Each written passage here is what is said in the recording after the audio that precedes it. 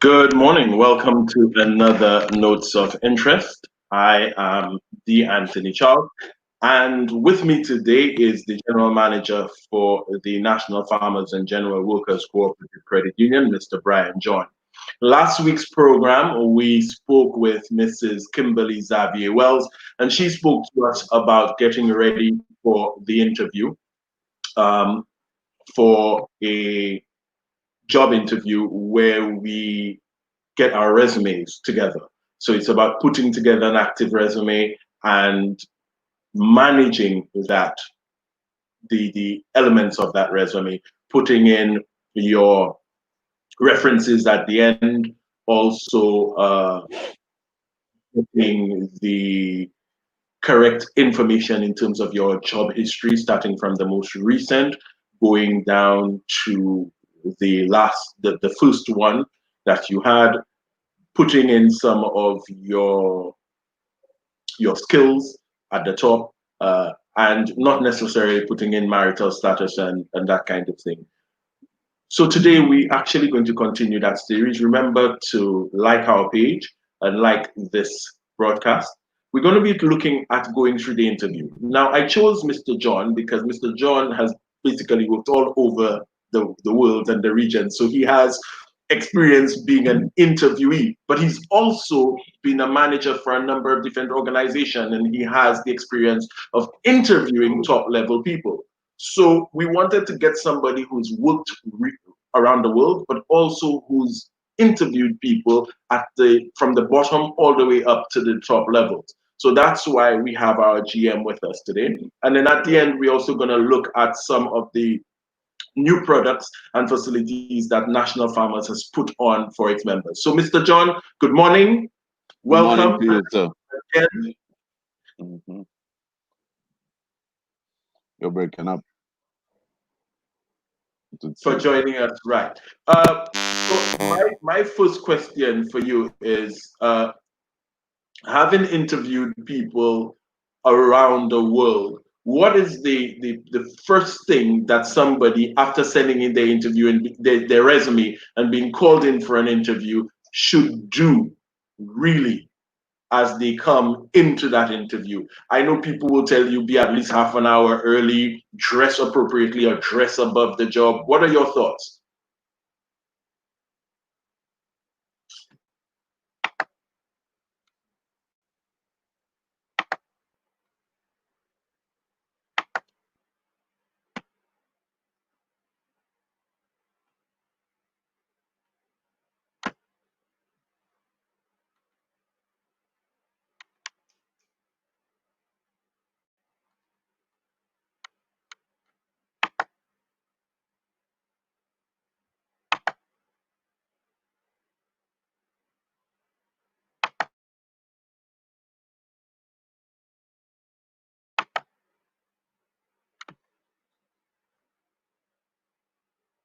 Your mic, needs to be unmuted.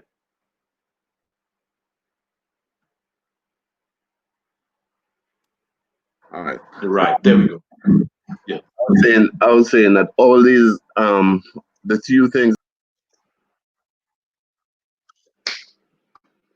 Don't do you that. need to find some technique that you do that calms you, because most times before the interview you feel a little bit nervous, and coming into the interview you have to exude some confidence, some degree of confidence. So you need to find whatever it is that calms you. Some people believe that if you take a couple of deep breaths, some people believe that if you hold your favorite little thing in your hand or something to pressure, that would calm you. You need to be calm.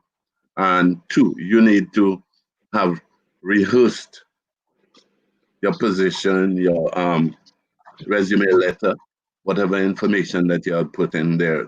So you need to be familiar with these things going into the interview. You're going into an interview, you have to appear professional. It has to be professional. It doesn't matter how, whether it's an entry level job, but appear professional and deal with the questions professionally. That is preliminary before you come in. You're very courteous. You shake hands with everybody, say your name, wait for them to ask you to sit, then you sit. Thank you. So, you come in, you early, you're dressed professionally, you introduce yourself, you courteous with everybody. What is usually the first question that you get asked as you sit down and you get ready for this interview? Because everybody will go, tell me about yourself. And is that the norm? Tell me about yourself. And when you hear tell me about yourself, what do you I tend to deviate from that, right? The tell me about yourself is a question that I allow other people to come up with. Because really and truly, interviewing has changed from before. Before you would have a one-on-one interview kind of session. Now you have a panel doing interviews, right? So I try to, before as an interviewer, I would have looked at the resume, the experience the person has had, and based on the subject matter and the area in which that they're applying for, I would do my research, and then I would try to get questions that are not to box them in, but questions that are relevant to what it is that they've said that they've done or can do, and the job description that is outlines the job that is required to be done. So I try to avoid. I try to. Yeah, I try to avoid. Tell me a little bit more of yourself. I prefer if somebody else hits that. I try to be more into the subject matter. Okay. And so in that interview, what do you think? What would somebody, the panel, want to get out of the person? What are they looking for in terms of the questions that they're asking? Because hopefully this interviewee would have done the research on the company. I hear a lot of people saying, "What do you know about us? What do you know about our company?" Is that something that would happen a lot, or would they go, hey, why did you apply for this job? What are you doing here? What are you looking for? Where do you see yourself in 5 years? Those kinds of things. The question about why did you apply?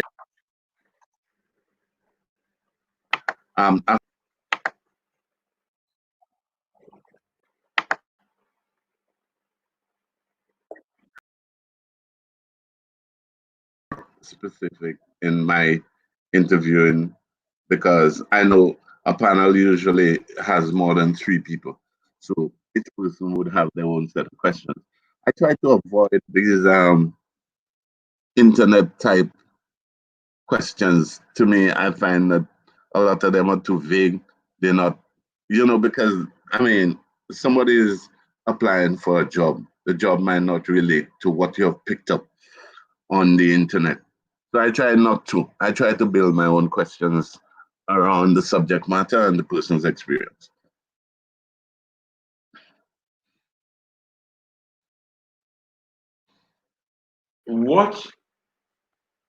Let's say somebody comes in to be a teller at the National Farmers and General Workers Cooperative Credit Union. We'll use that as an example. Mm-hmm. You would have tailored the questions to, why did you want this position? What are you looking for from this position? What experience you have? Have you had any experience before? Do you know things like accounts, which requires a balancing effect? Because being a teller, you would have to balance daily. Are you acquainted with counting of money, preparing of cash, these kind of things? Right. So let's go back to your question on experience. A lot of people say, I go to an interview and they want me to have experience. How am I supposed to get experience when I just came from school? I have not ever worked, but I'm trying to get a job. I mean, I'm new coming from school, but you want me to have experience. What's the like? Well, the whole thing about this is that, I mean, if you're interviewing, you would have read the person's resume, and you would have known that they're fresh out of school. So your questions would not be tailored on what experience. Although you may ask, Have you ever counted cash? Have you ever been in a cash environment? Because there are some people whose parents have shops and they've worked in the shop before and they're very experienced in counting of cash and handing out cash and receiving receipts and payments and whatnot. So you try to Right. find out if there is that kind of interest. But if the person is fresh from school, has no experience, um, you would ask questions that relate to, I mean, how how do they see the company? Where do they see the company? Why it is that they would like to work there? Then you try to expand and explain to them that the job they're applying for requires a serious attitude because they will be dealing with money, and you have to outline integrity and whatnot. So questions relating to integrity, relating to the handling of money, relating to the security of money, those kind of questions would come up. Right. Now, so whether I came and I did this interview, I don't have the experience, but John Blow has the experience. What gives me the edge over John Blow, who has the experience? What am I going to need to do or say that's going to push me, catapult me to the front line of this interview where I have no experience? Okay. Because I want this job. I'm coming into the market. I want this job. I want to be seen as being viable or good to this company. What do I need to say or do that's gonna make me shine for In other words, you're saying what would differentiate you from somebody who's experienced in it. Sometimes yes. it's how you address and approach the questions that are asked of you. Because remember, you're trying to create an impression. You're trying to sell yourself, but not oversell yourself. I've seen many times people write resumes and they oversell themselves. They say things that they've never done before or things that they Mhm. think that they will do at some stage, right? No. If you do that, you could get trapped in the interview if there is a clever panelist because they will ask you questions around that subject matter. And you may not, you will feel that they have cornered you. They may not show it if they're experienced, but they would know that you're not responding to the questions as appropriately as they should. Right. Right. Now, the difference between going to an interview and coming out ahead of somebody who already has that experience is in your confidence and outlook, the way you approach the questions, the way you give confidence to the panelists that you will be able to do whatever it is that you have set out to do, notwithstanding the fact that you don't have the experience. The confirmation that you give that, I mean, I may be new, but I'm very eager to learn. I mean, my curve will not be steep, this kind of things. Once you can sell this, and I say don't oversell yourself because if you oversell yourself, you'll be boasting. And if you get the job, you might be found out in a year's time or 18 months' time because you said that you were capable of certain things, and then they would see through you. So you have to be Right. careful. You have to be very careful in an interview. Don't oversell yourself. State the truth. If you're inexperienced in something, say you are inexperienced in it, but you have the confidence. That is not something that will take you a long time to learn. So be confident. Don't oversell. Uh, State your truth, and also be ready to answer the questions in the most appropriate and Yeah. truthful way that Yes. you possibly can. Right. And when Now, questions such as salary is posed to you, be reasonable in your I was approach. coming to ask you that. That's the fear. Everybody hates that question. How much money do you want? How much money are you expecting from this job? Truth be told, I've never asked that question. I've never Oh, asked all that question. Seriously, I've never asked that question. I've sat back and listened to people being asked that question whilst they turn around trying to figure out. But My advice, since we were there on this thing, and it's retrospective, yeah, that if you're going for a new job, try to find out the average salaries for these jobs. Most people don't do that. Just try to Right. find out the average salaries before you come for the interview, because that question will come from a panelist. It will not come from me, but it will come from a panelist. I mean, how much you expect, and some people not knowing the market overinflate the amount that they want, and not to say that it's an immediate turn off, right? But if they're unwilling to negotiate, then it becomes difficult. So even if you have to be quick enough of mind to realize that maybe you've inflated your pricing, and then be quick enough and nimble enough to backtrack appropriately. But also be willing to negotiate should they come to Yes, you with. to negotiate. Right. Now, the thing about it is that negotiation of salaries is something that is coming to our area, whereas in the metropolitan countries, it has been there. In fact, there are panelist interviewers who do not believe that somebody coming in for an interview should be negotiating. You state a price, Right. but people are coming with various backgrounds and various qualifications and whatnot, and some of them negotiate, and it's a byplay. There's nothing wrong in negotiating. I mean, I've listened to people at interviews state that they were worth X and they will not shift from that X. Right. And is there value in saying, hey, I'm worth X and I'm not moving from X? So if you want me, if you really need me, and you see my value from my resume, and we've had an active and powerful discussion that this is what I'm worth, this is how much, and if you want me, do what you have to get me. Or is it just Yes, a turn off? Will this salary thing be a turn off? And then you, okay, I'll go for the guy who's more flexible with his I, salary expectation. I would say yes and no, because I've seen both instances at play.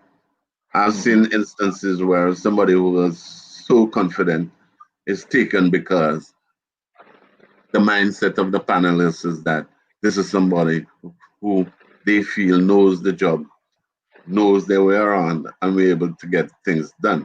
I've also seen the other side of it, where the panelists collectively say, boy, there's an air of arrogance about this person, and I don't think she would fit into our organization. So there there should be a bit of luck on your side on that day to meet a composition of people who are willing to be open-minded about the interview, because an interview, sometimes people, interviewees, they answer in a certain way, and you have to take it. It could be nervousness, it could be, like you've cornered them with a question, and then they get like that. I've seen interviews where people have gotten so nervous that they started crying. I've seen interviews where people have gotten nervous and gotten annoyed. So sometimes it's good, if you feel that you're pressing too hard as an interviewer, to step back a bit, let the person take a breath or to stand up and regroup. You mentioned not coming off too arrogant. How do you divide between arrogant, know-it-all, and confident? That is one of the most difficult things out, because everybody has a different approach to it. That is why I believe in the fact that you have more than one person interviewing. You understand? So if it is just one person interviewing, and to that interviewer you come across as being arrogant, that means your ghost is burnt. But if you have Yes, yes, a panelist of more than one, there are other people who would view it differently, and then you come to a consensus agreement on the position. 100%. Yeah, Wow, excellent, Mr. John. Thank you so much. you're This welcome. is very good. As we continue our series next week I'd like to and say the week after. Uh-huh. I'd like to say one other thing, right? Um, when individuals are applying for a job, they must really do try to sign the resumes, sign the letters, the cover letters, sign it. I mean, I find that a lot of employers, they look down a little bit at a resume coming in with a cover letter, but the cover letter is not signed. Has no signature, right? Yeah. The other thing too is that they should proofread it, double proofread it, get somebody else to proofread it to make sure it doesn't have grammatical errors and things. So because I think some employers, I may gloss over it, but some other people would say, why are you applying to us with all these mistakes in the thing? Maybe you're prone to making mistakes, this kind of thing. So you have to be careful about it. And like I said, don't oversell yourself, but sell yourself appropriately, truthfully, rather. Sell yourself truthfully, not appropriately, but don't oversell yourself. Whatever you put in your cover letter that you say you could do, you could climb mountains and fly and all that, you ought to be able to fly and you ought to be able to climb mountains because a smart person might slip a question on you and Right. trick you. All right. Excellent, excellent. Right, thank you so much for this. So now I really want to talk about farmers. Some things have happened over the last couple of weeks that we need to just educate our That's members on and the general public. And one of those things I'm going to start with is the Farmers app. On the 1st of June, yeah. National Farmers and General Workers Cooperative Credit Union launched an app called Go. And this app is designed for what specifically, and why was it necessary? Why did you want this app created? Because it is your brainchild and created by a young St. Lucian, an innovative young St. Lucian gentleman, Aaron Joseph. But was this app necessary? Why did you want this app created? Okay. If you really look at our designation, you'll see that it's National Farmers and General Workers Credit Cooperative Limited. Now, previously, our business, the credit union, was fundamentally farmers, more farmers than general workers. Right? That was during the time agriculture, bananas was the king. But gradually, because of competition and other aspects of business, we had to shift our strategy more to general workers because when there are gyrations in the market, in the financial market, you need to move with the times or else you're left behind. So what happened to us is that we shifted a lot of our strategies into the general workers aspect of our designation.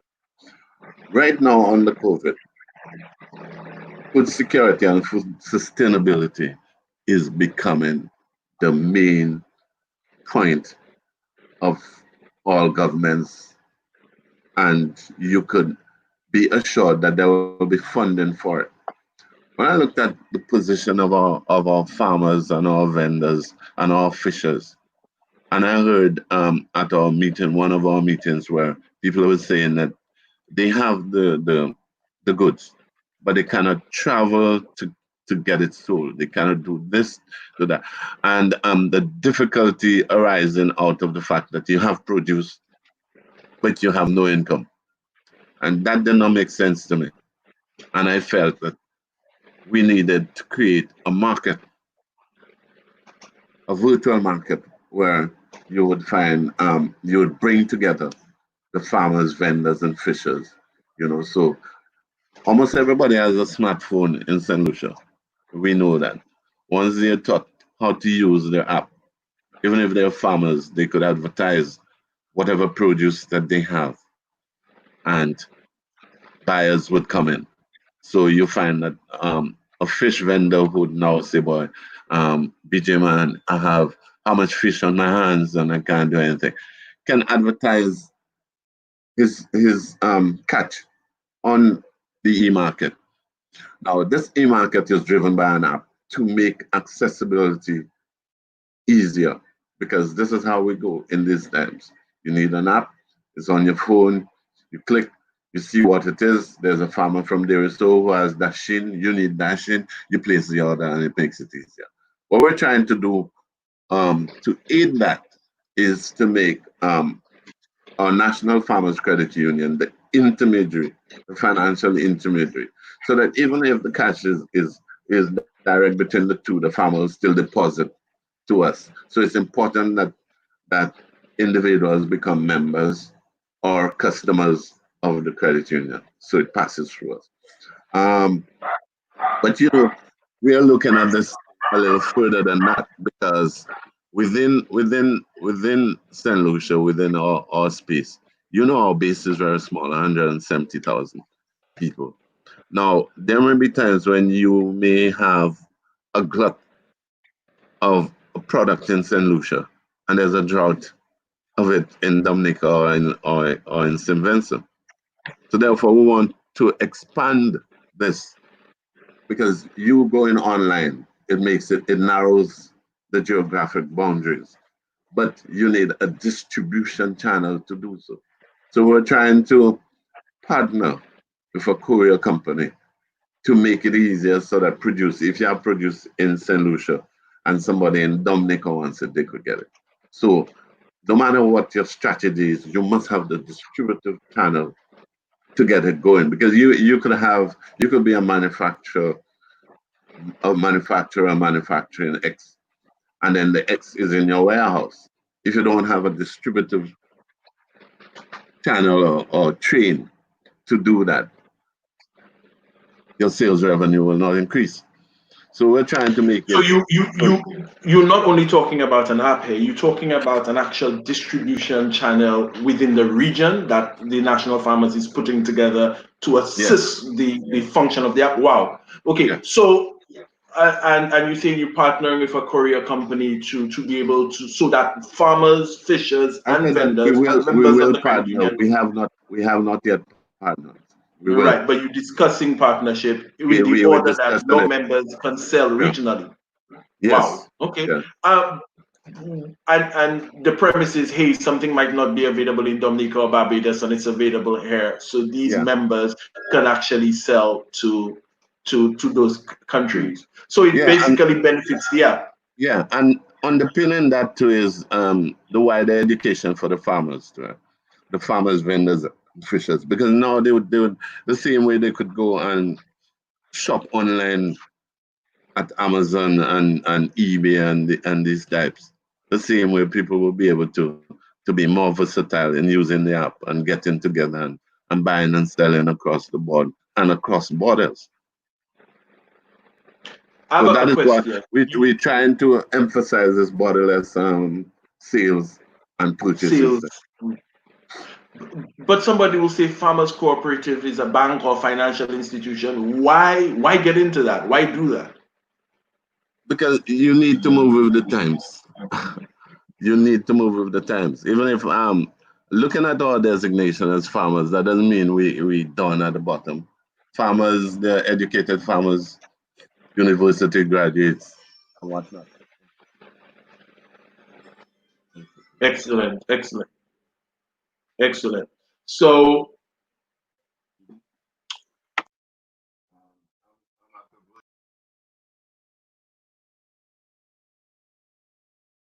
they would be able to have an actual app that allows members to buy and sell.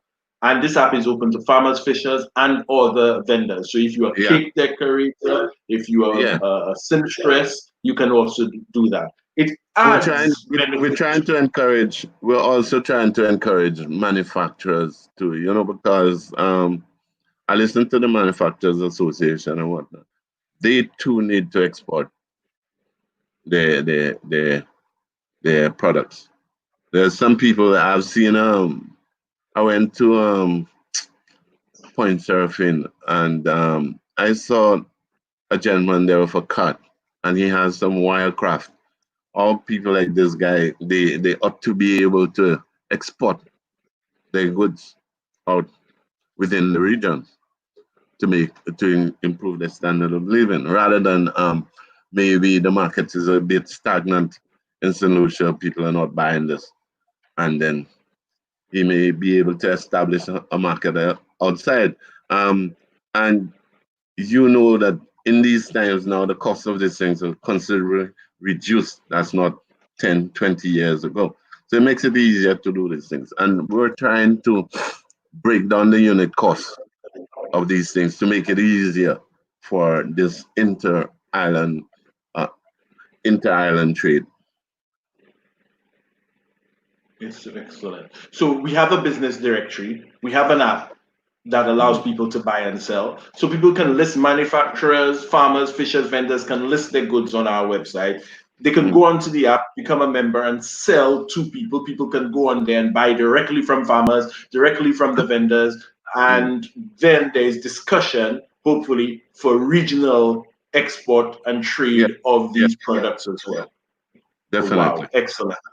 definitely. Excellent, And excellent. in a small So way, farmers is really we will try to assist with GDP in a small way, minuscule.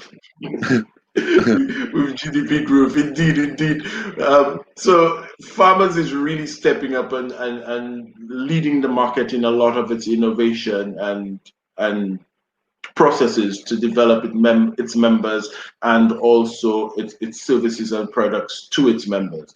How Well, again does somebody become a member? excuse me. How does I didn't somebody get that. become a member? Because a lot of people believe because it says farmers, it's for farmers, No, and I they mean, forget the general workers part of yeah, it. our designation is national farmers and general workers. So we incorporate every soul on the island. And if every soul has two, I don't know. I mean, we incorporate them too. Yeah, Becoming a member is simple. You need a domestic address. You need a national ID, two forms of ID, and yeah, then you need to be somebody who is willing to save and participate in the credit union's activities. And the reason I say that is because some people tend to forget that a credit union is a thrift, started as a thrift. The underpinning thing is to save and using the savings as a pool to assist people in their business endeavors. So therefore, right. you need to have that mindset, or we need to cultivate that mindset with you, that you need to save and prop the credit union so that the pool increases. And then the more the pool increases, the larger the pool, the more efficient and the more assistance we could give to our various members. And one more thing before we go, the times for opening has now changed. Again, you guys, we're leading in this. Everybody else is still going up to 12 or 1 o'clock. Farmers has extended its time 6 days a week to 3 p.m. Mm-hmm. So now you could do the social distancing regulations still apply in terms of elderly people from 8 to 9 and Yes, then normal members, yeah, yeah, from they, 9 o'clock until you know, 3 p.m. Yeah, I mean, we are cautiously optimistic about the economy and the opening of the country. And whilst we are concerned about the safety of our members and our customers, people who walk through our doors, we also recognize there's a need for business. And sometimes the hours are inconvenient, so we're trying to take advantage of it. But we're mindful of the social distances, we're mindful of the being safe and keeping safe protocols.